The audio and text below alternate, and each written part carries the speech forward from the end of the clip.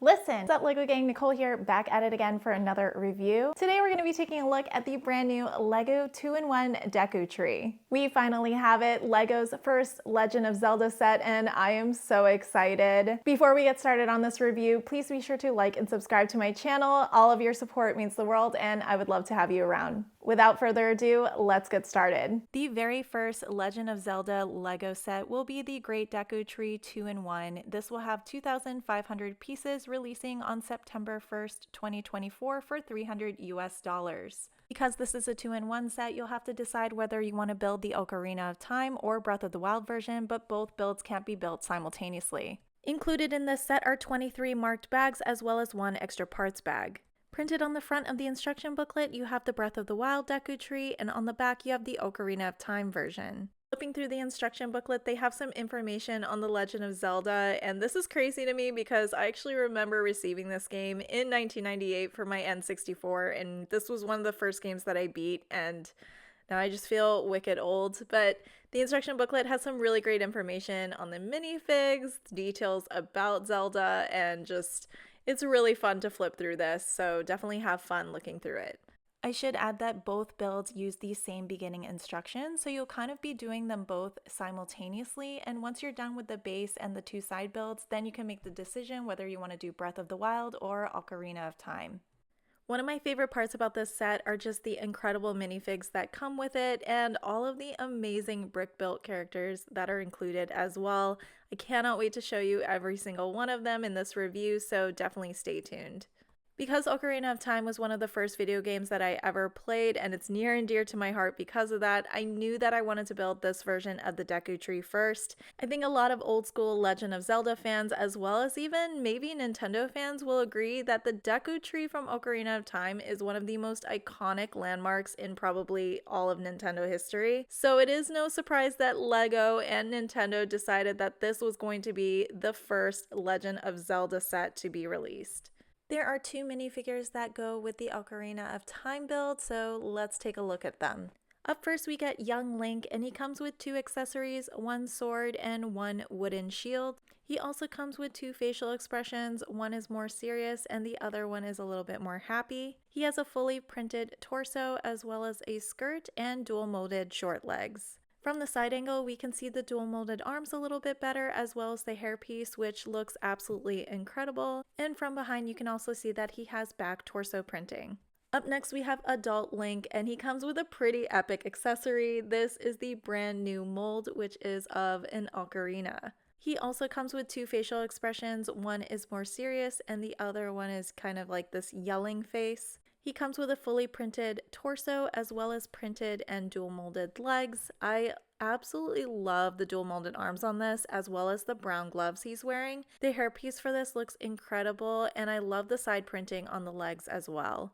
From the back you can also see the back printing on the torso. So now let's take a look at the build of the Ocarina Deku Tree.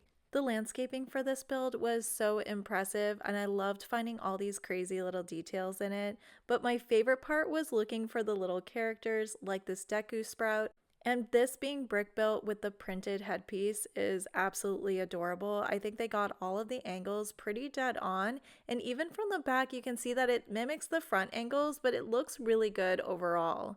Another thing that you can find hidden in the landscaping is the Gossip Stone, and that is completely brick built with a printed tile. Included in this version are two Deku Babas, and these are enemies in The Legend of Zelda, and they have like a pretty limited range of motion, but because of the ball joints and different clips in here, you can also move it just a little bit. It's kind of like the video game. I loved it. Hidden on the side of the tree is a secret compartment that has an Easter egg of Saria's song. And just for copyright issues, I'll hum it for you, but it goes doo-doo-doo, doo-doo-doo. You know the one. And the other Easter egg hidden is a bow and arrow with the 3 spiritual stones. And since it had been a little bit since I played the game, I was so confused as to what these 3 colors were. I thought I missed something because I remember that one of the stones is green and this one has yellow, but I think that they just maybe messed up the color, so I don't know, you could easily switch it out. Now the eyes of the Deku Tree are nuts, like literally Deku nuts. And there are some play functions like this little lever in the back that if you push and pull it, it opens and closes the mouth. But my favorite play feature is if you push this piece down, a Skulltula will actually fall down and you can wheel it back up using this wheel. Honestly, it gets pretty addicting. I did it more times than I'm willing to admit.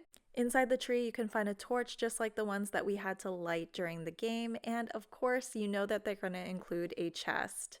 And hidden inside is a fairy slingshot. Now the side build for this set, and I think this goes for Ocarina of Time as well as Breath of the Wild, is Link's house, and it's amazing. It's iconic because this is where the Legend of Zelda begins, and we have it here in Lego form. They also included a massive Legend of Zelda Easter egg, which is the sign outside of Link's house that is Hylian, and it just says, "This information is just for you, keep it a secret from everyone." Now that I just told you that, I don't think it's a secret from everyone anymore, but you get the point.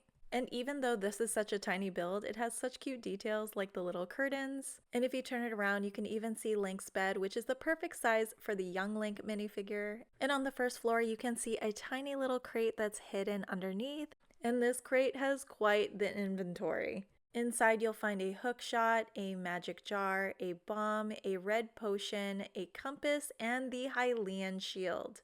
Hey, listen, Navi is also included. She comes with some green and yellow studs so that you can change out her behavior for green, which is highlights, and yellow, which is enemy spotting. And this build brought out so much nostalgia in my soul, so it's gonna be hard to compete. So let's take a look at the Breath of the Wild version and see how it measures up. The first Breath of the Wild minifigure we get is Princess Zelda, and her accessory is the Sheikah Slate, and this is a fully printed tile.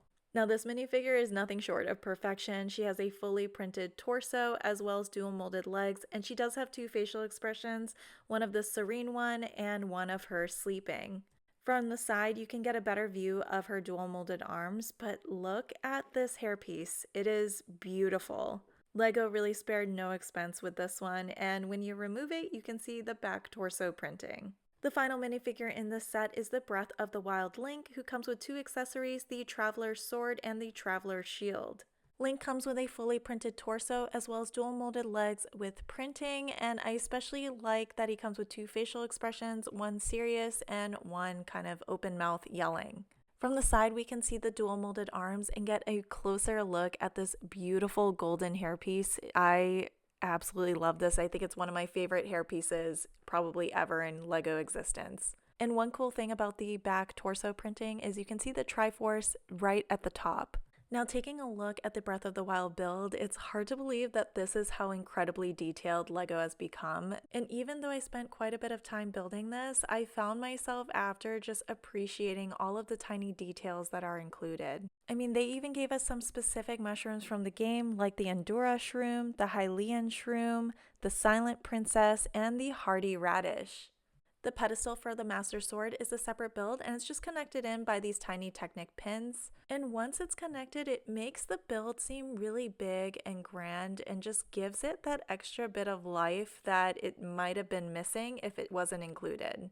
I also really appreciated the pink botanical pieces that were used to make up the leaves of the Deku tree. And speaking of trees, there are 4 other trees included in this build, and some have the bird's nest with the bird eggs in them, and others have acorns.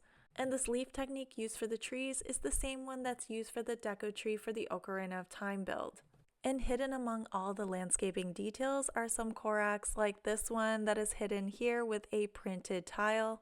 And on the corner of the build, you'll find Hestu, who clearly found his maracas, but he definitely looks good as a brick-built character. And here's the view from the bum side, which looks equally as good as the front, and yes, his maracas work. I really like the water details flowing through the set. It really gave it some extra texture. But the focal point and star of this build is the Deku tree, and his facial expression does move. You just use this little lever on the back to lift it up, and there you go. Now inside the Deku tree, we have another Korak who seems to be having a little store where he's selling mushrooms. And here's a closer look at him. He does use a printed tile piece for his face. And inside here, Link can cook some meals. And yes, he ate and left no crumbs. And yes, I'm a millennial. I probably should not say that ever again. In the corner, you can see a bed for resting, and here's a closer look at the details. I really like the claw pieces used on the head and the foot of the bed. Climbing up the build to the top of the Deku tree, we meet a familiar character. This is another Korak named Walton.